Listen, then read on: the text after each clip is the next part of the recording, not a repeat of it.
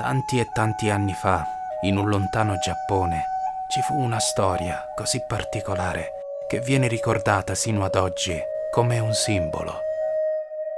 Nel 1924, un professore, Hidesaburo Ueno, durante il suo tragitto nella stazione ferroviaria di Odate, trova un piccolo cucciolo di cane di razza Akita Inu, di colore bianco. Vedendo il piccolo paffutello solitario, si intenerisce. L'uomo, dopo il matrimonio della figlia, rimase solo e decide quindi di adottarlo.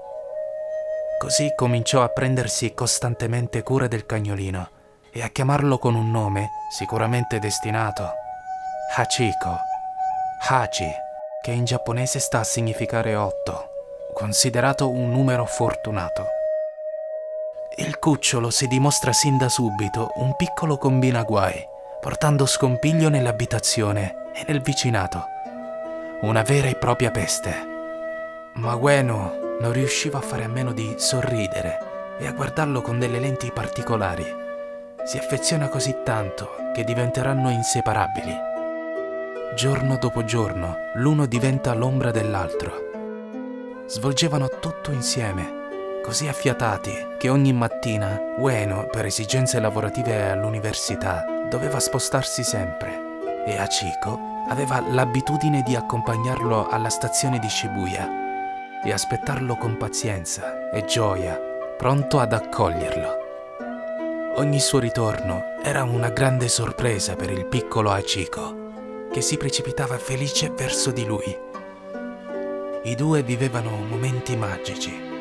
Era come se vivessero una fantastica avventura e fossero i protagonisti assoluti. Non si abbandonarono mai.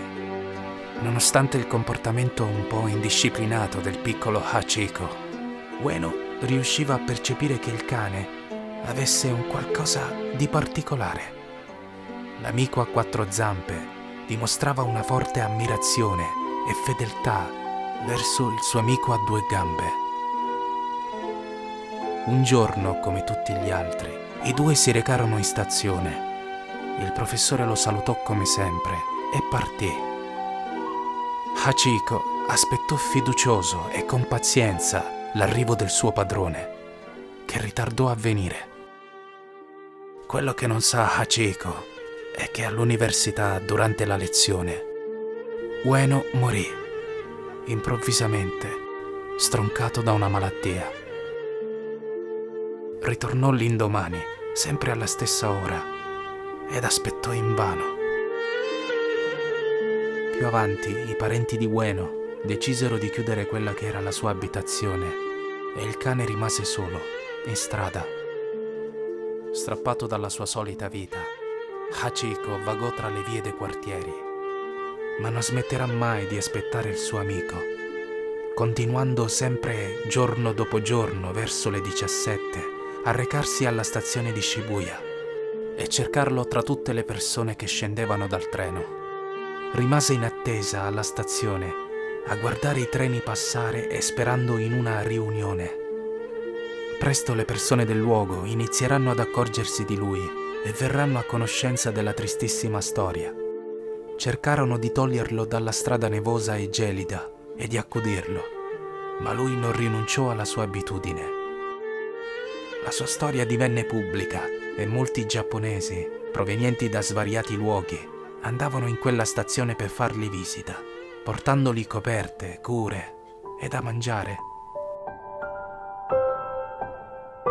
Passarono molti anni, ma non smise mai di ritornare ed aspettare, fino a quando un giorno le persone del luogo ritrovarono il cane come se preso da un lunghissimo sonno profondo. Hachiko aveva esalato il suo ultimo respiro. Morì di vecchiaia l'8 marzo del 1935, esattamente in quella stazione, dopo aver aspettato ininterrottamente il suo padrone, senza poterlo mai rincontrare.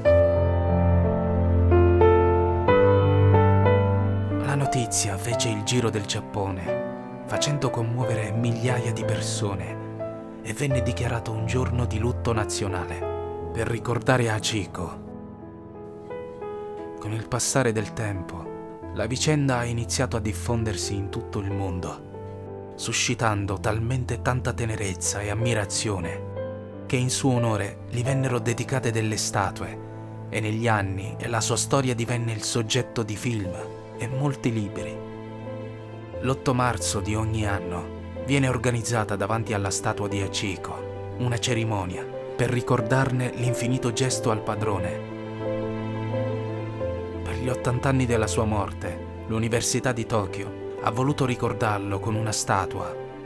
Questa volta però, insieme al suo amico mai rincontrato. Un'immagine commovente, attesa da decenni.